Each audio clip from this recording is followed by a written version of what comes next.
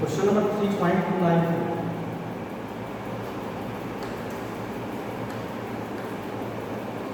A square frame with a side A and a long straight wire carrying current I.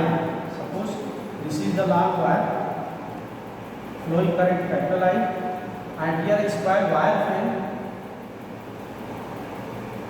of length side A situated at distance x at an instant, and this wire is moving with velocity v. Okay. The frame translates to right with velocity v. Find the EMF induced in the frame as function of distance x. So here the field intensity due to this current wire, suppose V1 at this side, V1, this field is directed inverse cross is normally inverse to the paper plane, and here also V2 directed inverse to the paper plane, and these two sides, the lines of force are directed inwards, so this side and this side crosses to the magnetic lines of force, and these two sides do not cross to the lines, and here electromagnetic induction does not go within the parallel sides and perpendicular side to the wire, and the perpendicular parallel sides to the conducting wire must crosses to the magnetic lines of force and generates the electromotive force along the upwards here and here also upwards. So we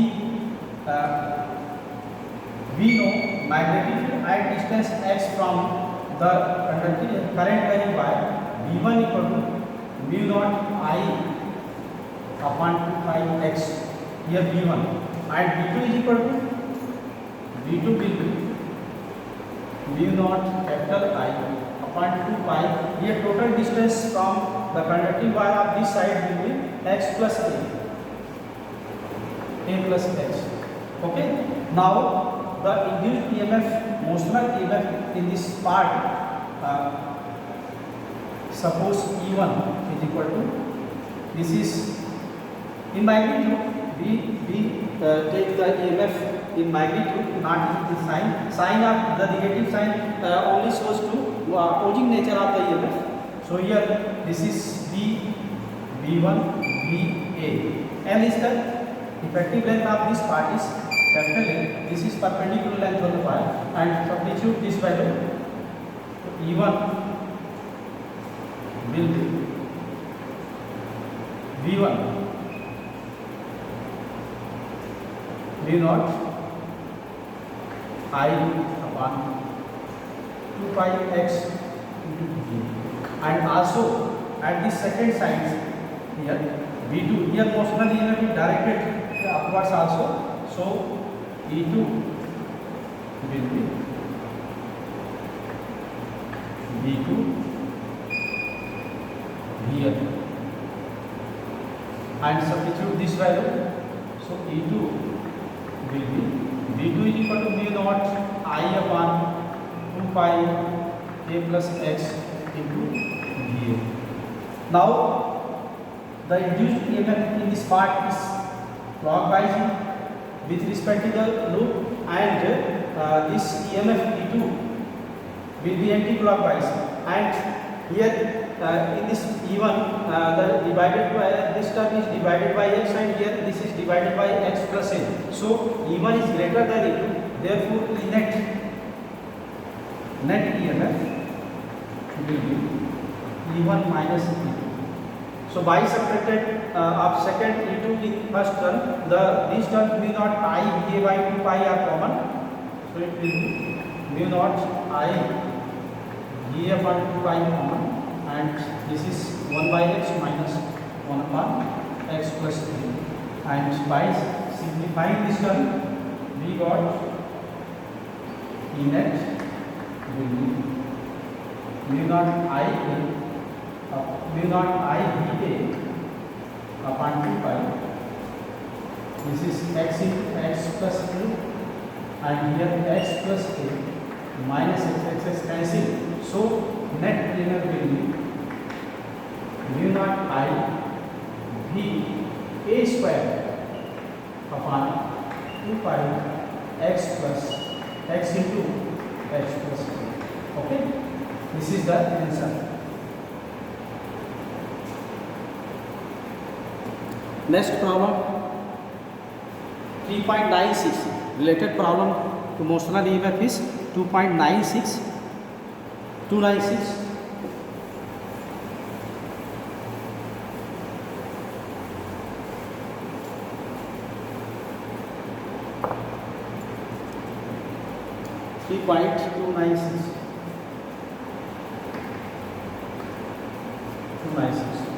A copper connector of mass m slide down on two smooth copper bars. Suppose these are parallel copper bars making angle alpha. Set at angle alpha to the horizontal. These bars, both bars make angle alpha to the horizontal. These are parallel bars. This is light inclined plane. This is light to inclined plane, and the conducting element is placed perpendicular to this, perpendicular on these two parallel wires. Mass of this conductor is small m. Here this shows in the diagram 3.84 also, and here a resistance capital R is connected. Now at the top of the bars are interconnected through a resistance capital R. The separation between bars is L. This is perpendicular separation, small l given. This is given as small l. The system is located in uniform magnetic field of induction B, perpendicularly to the plane. This is inclined plane, and magnetic field is perpendicularly outwards. And since this is also perpendicular on this conductor, the conductor lying at the plane of inclined plane, and the magnetic field perpendicular. So this field is perpendicular on the conductor. The resistance of the bars and conductor and the sliding conductor, there is every part, at every part the resistance is negligible at 0, as well as self inductance of 2 is 0, as well negligible. Find the steady state velocity of the conductor. Steady state velocity. So we see this diagram from right view, side view. Suppose this is inclined plane, this is the conductor. Okay, mass of this conductor is there. Here angle is alpha. So weight is acting, weight mg is acting downwards, mg this, and in this condition this angle will be 90 minus alpha, and this will be, and then this will be alpha. So here the component of mg is mg cos theta not needed, and there is mg sin theta, due to which conductor slides downwards, sin alpha. And when the conductor starts sliding downwards, then there is electromagnetic induction produces, and the induced current flows. Here motional EMF also developed, and then the current flows in this direction according to Fleming's right hand rule. This is the direction of magnetic field, and this is motion of the conductor. So the direction of current is in this direction, and then Fleming's left hand rule, the magnetic Lorentz force Fm acts on this conductor, which is ILB. So in this condition we have the induced EMF in this conductor, E is equal to, in magnitude this will be BBL, BB small l sin 90 degree. Angle between L and B or B and D, and every angle is 90 degree. Every angle is 90 degree. So E will be equal to BBL. Okay. Now net resistance of this circuit is capital R. So the flowing current in this part, in this circuit is I equal to E by R. Suppose this is capital E by R, and then this will be BBL upon R.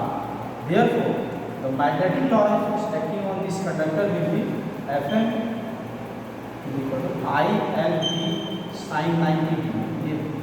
This is also 90 degree. So the magnetic Lorentz force Fm will be, substitute value of I in this place. So this will be V square L square V upon R. Okay. Now there is mg sin theta and this force Fm is acting upwards. This force at the initial state when velocity is 0, then the magnetic Lorentz force will be 0, and with increasing velocity this force increases. This force increases, the upward force acting on the conductor increases, and when Fm becomes equal to mg sin alpha, then velocity of the conductor becomes still, and this is maximum velocity, which is also known as terminal velocity. And at this condition, Fm is equal to mg sin theta. Okay, so at the terminal velocity, Fm is equal to mg sin alpha. Fm is equal to v square L square V by R.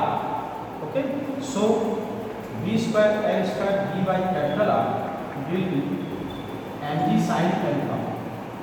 Then the final velocity, final or constant velocity or terminal velocity will be mg r sin alpha upon v square L square. This is the answer. And next question. Okay, thank you. Next question.